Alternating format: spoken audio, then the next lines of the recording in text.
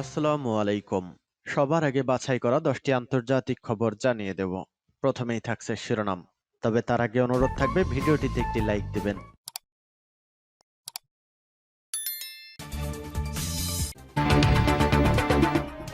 পরমাণু সমঝোতার খসড়া চুক্তি নিয়ে দ্বিতীয়বার আমেরিকাকে জবাব দিল ইরান। এখন সিদ্ধান্ত বাইডেনের হাতে বলে উপদেষ্টার মন্তব্য। ইরানের সেনাবাহিনী নিজ সীমানা থেকে হাজার হাজার কিলোমিটার দূরেও শত্রুকে পর্যবেক্ষণ করছে বলে জানালেন সেনা কমান্ডার।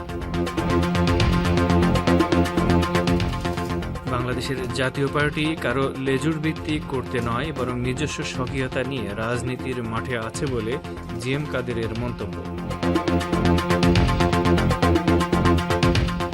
এবং ভারতের পশ্চিমবঙ্গে কয়লা পাচার দুর্নীতির ঘটনায় ইডি দফতরে সর্বভারতীয় তৃণমূল সাধারণ সম্পাদককে 6 ঘণ্টা ধরে জিজ্ঞাসাবাদ।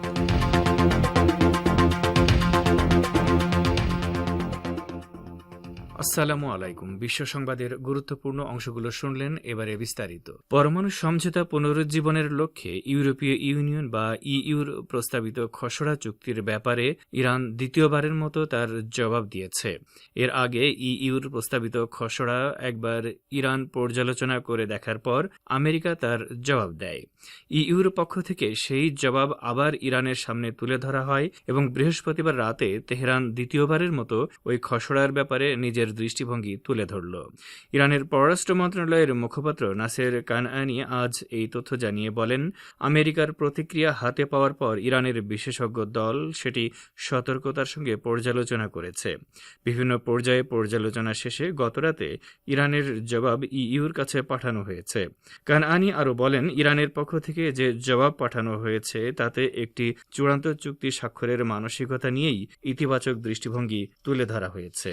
এদিকে ইরানের পরমাণু আলোচক দলের উপদেষ্টা মোহাম্মদ মারান্দি বলেছেন, তার দেশের সঙ্গে স্বাক্ষরিত পরমাণু সমঝোতা পুনর্বহালের বিষয়ে এখন আমেরিকাকে দৃঢ় সিদ্ধান্ত নিতে হবে। ইরান তার প্রতিশ্রুতি অনুযায়ী জবাব দিয়েছে। তিনি আজ নিজের অফিসিয়াল টুইটার পেজে এই মন্তব্য করেছেন। মারান্দি আরও বলেছেন, আমেরিকার দৃষ্টিতে জবাব কেবল তখনই গঠনমূলক হবে যখন তাদের শর্তগুলো মেনে নেওয়া হবে। কিন্তু ইরানের কাছে গঠনমূলক এর অর্থ হল ভারসাম্যপূর্ণ এবং সুরক্ষিত।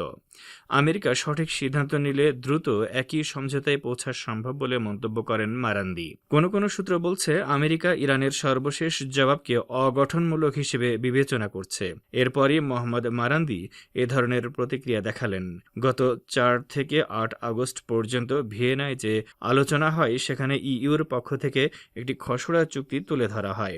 সেই খসড়ার ব্যাপারে বৃহস্পতিবার রাতে ইরান দ্বিতীয়বারের মতো নিজের জবাব তুলে ধরেছে। ইরানের রাজধানী তেহরানের জুমার নামাজের খতিব হুজ্জাতুল ইসলাম মোহাম্মদ জাওয়াদ হাজ আলী আকবরী বলেছেন, ইউরোপের দেশগুলিও এর আগে ইরানকে দেওয়া প্রতিশ্রুতি লঙ্ঘন করেছে।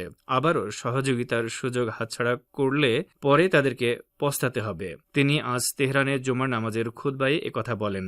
ইরানের এই প্রভাবশালী আলেম বলেন, পরমাণু সমঝোতা পুনর্বহাল সংক্রান্ত ইউরোপীয় খসড়ার বিষয়ে মার্কিন জবাব পাওয়ার পর ইরান নিজের প্রস্তাব উত্থাপন করেছে। ইউরোপ এক্ষেত্রে সহযোগিতা করবে বলে তিনি আশা প্রকাশ করেন। মহানবী হজরত মোহাম্মদ সাল্লাল্লাহু আলাইহি ওয়াসাল্লামের প্রাণপ্রিয় নাতি ইমাম হুসেইন আলাইহিসসালামের শাহাদাতের চেহলাম বার্ষিকীকে সামনে রেখে তিনি বলেন, চেহলাম উপলক্ষে ইরাকের কারবালাকে ঘিরে যে শোক মিছিল ও সমাবেশ অনুষ্ঠিত হয় তা বিশ্বে নজিরবিহীন। এটি বিশ্বের সর্ববৃহৎ মিছিল। এই মিছিল ও সমাবেশ এখন আন্তর্জাতিক রূপ লাভ করেছে। সেখানে প্রায় 2.5 কোটি মানুষ অংশ নেন। ইরানের সেনাবাহিনীর অ্যারোস্পেস ফোর্সের commander brigadier general Ali Reza Sabahi Fard বলেছেন, আমাদের কাছে এখন এমন সব সরঞ্জাম রয়েছে যা দিয়ে দেশের সীমানা থেকে হাজার হাজার কিলোমিটার দূরেও শত্রুদের তৎপরতা পর্যবেক্ষণ করা সম্ভব হচ্ছে। তিনি আরও বলেন, বিনা অনুমতিতে ইরানের সীমানায় কোনো উড়ন্ত বস্তুর উপস্থিতি সহ্য করা হবে না, কঠোর জবাব দেওয়া হবে। আজ তেহরানে নিযুক্ত বিভিন্ন দেশের সামরিক অ্যাটাশেদের সঙ্গে বৈঠকে তিনি একথা বলেন। সেনাবাহিনীর অ্যারোস্পেস ফোর্স গঠনের বার্ষিকী উপলক্ষে এ বৈঠকের আয়োজন করা হয়। তিনি আরও বলেন, বর্তমানে ইরানের সেনাবাহিনীর অ্যারোস্পেস ফোর্স নিজেদের উদ্ভাবিত নানা প্রযুক্তি ব্যবহার করে এবং চৌকস ও কর্মদক্ষ সদস্যদের সহায়তায় গোটা অঞ্চলে এক বৃহৎ শক্তিতে পরিণত হয়েছে। শত্রুদের নানা নিষেধাজ্ঞা ও সীমাবদ্ধতা উপেক্ষা করেই এই অবস্থান অর্জন করতে সক্ষম হয়েছে ইরানি সেনারা। এর আগে গত মাসে তিনি জানিয়েছিলেন, আকাশ প্রতিরক্ষা সংক্রান্ত বিশ্বের সবচেয়ে জটিল প্রযুক্তি তাদের হাতে রয়েছে। কোনো রাজনৈতিক দলকে ক্ষমতাসীন করতে নয়, বরং আমরা দেশের মানুষের ক্ষমতায়নের জন্য রাজনীতি করছি। কারো লেজুর ভিত্তি করতে জাতীয় পার্টির রাজনীতি নয়। আমরা নিজস্ব স্বকীয়তা নিয়ে রাজনীতির মাঠে আছি। এসব কথা বলেছেন বাংলাদেশের ক্ষমতাসীন সরকারের সহযোগী বলে পরিচিত জাতীয় পার্টি চেয়ারম্যান ও বিরোধী দলীয় উপনেতা গোলাম মোহাম্মদ কাদের এমপি। এ সম্পর্কে বিস্তারিত বলছেন ঢাকা থেকে আমাদের বিশেষ প্রতিনিধি। সরকারের সহযোগী বলে পরিচিত জাতীয় পার্টির চেয়ারম্যান ও বিরোধী দলীয় উপনেতা গোলাম মোহাম্মদ কাদের এমপি জানিয়েছেন, কারো লেজুর বৃত্তি করতে জাতীয় পার্টির রাজনীতি নয়, আমরা নিজস্ব স্বকীয়তা নিয়ে রাজনীতির মাঠে আছি। আজ শুক্রবার দুপুরে জাতীয় পার্টির চেয়ারম্যানের উত্তরাস্ত্র বাসভবনে উপস্থিত গণমাধ্যম কর্মীদের বিভিন্ন প্রশ্নের উত্তরে এসব কথা বলেন গোলাম কাদের। জাতীয় পার্টির চেয়ারম্যান বলেন, 1990 সালের পর থেকে আওয়ামী লীগ ও বিএনপি বারবার ক্ষমতায় গিয়ে দেশে চাঁদাবাজি, টেন্ডারবাজি ও দলীয়করণের অপসংস্কৃতি শুরু করেছে। দেশের মানুষ এখন আর আওয়ামী লীগ ও বিএনপির সহিংস রাজনীতি পছন্দ করে না। দেশের মানুষ বিকল্প একটি শক্তিশালী রাজনৈতিক শক্তি দেখতে চায়। আমরা মানুষের সেই প্রত্যাশা পূরণের জন্যই কাজ করছি। এ প্রসঙ্গে তিনি আরো জানান, রওশন এরশাদ শারীরিকভাবে অসুস্থ, তিনি সংসদে অংশ নিতে পারছেন না, বিরোধী দলীয় নেতার ভূমিকা পালন করতে পারছেন না। আবার কখনো কখনো বেগম রওশন এরশাদকে নিয়ে কিছু মহল এমন কিছু বক্তব্য, বিবৃতি ও বিজ্ঞপ্তি দেওয়ার ব্যবস্থা করছেন যা সার্বিকভাবে দলীয় অবস্থানের বিপক্ষে চলে যান। এর আগে রওশন এরশাদকে সরিয়ে জিএম কাদেরকে বিরোধী দলীয় নেতা নির্বাচিত করেছে জাতীয় পার্টি। থাইল্যান্ডে চিকিৎসাধীন রওশন এরশাদকে বিরোধী দলীয় নেতার পদ থেকে সরিয়ে দিয়েছে জাতীয় পার্টির সংসদীয় দল। জিএম কাদেরকে বিরোধী দলীয় নেতা হিসেবে স্বীকৃতি দিতে স্পিকার ডক্টর শিরিন শারমিনকে ইতিমধ্যে এই চিঠি দিয়েছে জাতীয় পার্টি। বৃহস্পতিবার সন্ধ্যায় বিরোধী দলীয় চিফ হুইপ মশিউর রহমান রাঙা স্পিকারের কার্যালয়ে গিয়ে তার হাতে এই চিঠি পৌঁছে দেন। ভারতের পশ্চিমবঙ্গে সিপিএম এর সিনিয়র নেতা ও বামফ্রন্টের চেয়ারম্যান বিমান বসু বলেছেন, 1973 সালে সিদ্ধার্থ শঙ্কর রায় যখন মুখ্যমন্ত্রী ছিলেন তখন সিগারেটের প্যাকেটে লিখে পাঠিয়ে দেওয়া হতো রয়টার্স বিল্ডিংয়ে, আর তাদের সবাইকে চাকরিতে ঢোকাতে হতো। তিনি আজ কলকাতায় এক সমাবেশে বক্তব্য রাখার সময় ওই মন্তব্য করেন। পশ্চিমবঙ্গের মুখ্যমন্ত্রী মমতা বন্দ্যোপাধ্যায় বিভিন্ন সময় রাজ্যে বিগত বামফ্রন্ট সরকারের আমলে চাকরিতে দুর্নীতি প্রসঙ্গে সে সময় চিরকুট দিয়ে চাকরি হতো বলে যে মন্তব্য করেছেন, বিমান বসু কার্যত তার জবাব দিলেন। তিনি তার বক্তব্যে বোঝাতে চেয়েছেন, 1977 সালে ক্ষমতায় আসা বামফ্রন্টের আমলে নয়, বরং তার আগের কংগ্রেস শাসনামলে সরকারি চাকরিতে নিয়োগে দুর্নীতি হতো। পশ্চিমবঙ্গে বামফ্রন্ট সরকার 1977 সালে ক্ষমতায় এসে দীর্ঘ প্রায় 34 বছর ধরে ক্ষমতায় ছিল। তার আগে রাজ্যে ক্ষমতায় ছিল সিদ্ধার্থ শঙ্কর রায়ের নেতৃত্বাধীন কংগ্রেস সরকার। ভারতের পশ্চিমবঙ্গে কয়লা পাচার দুর্নীতির ঘটনায় এনফোর্সমেন্ট ডিরেক্টরেট বা ইডি দফতরে তৃণমূলের সর্বভারতীয় সাধারণ সম্পাদক অভিষেক বন্দ্যোপাধ্যায় এমপিকে জিজ্ঞাসাবাদ করা হয়েছে।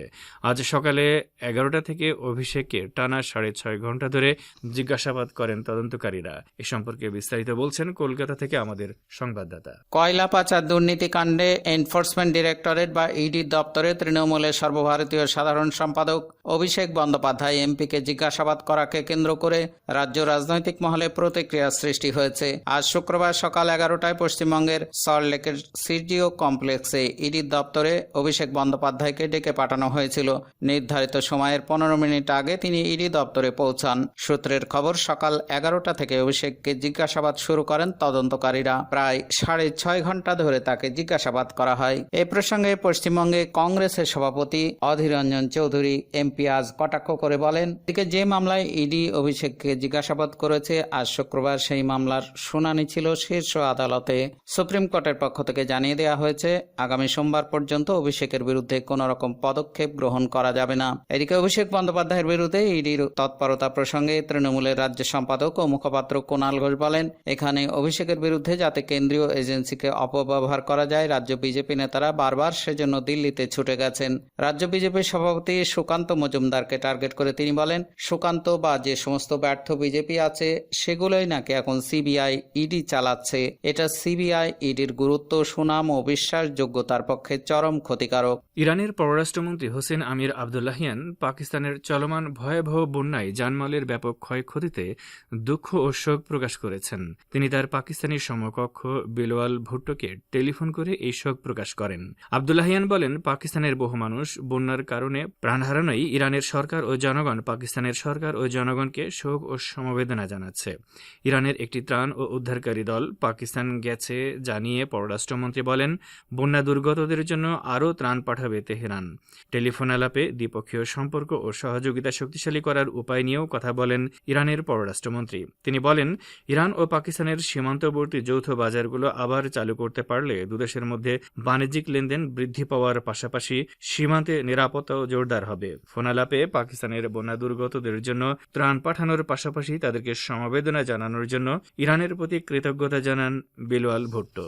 আফগানিস্তানের হেরাত প্রদেশের একটি সুন্নি মসজিদে আত্মঘাতী বোমা হামলায় তালেবানের শীর্ষস্থানীয় এক নেতা সহ অন্তত 18 জন নিহত হয়েছেন।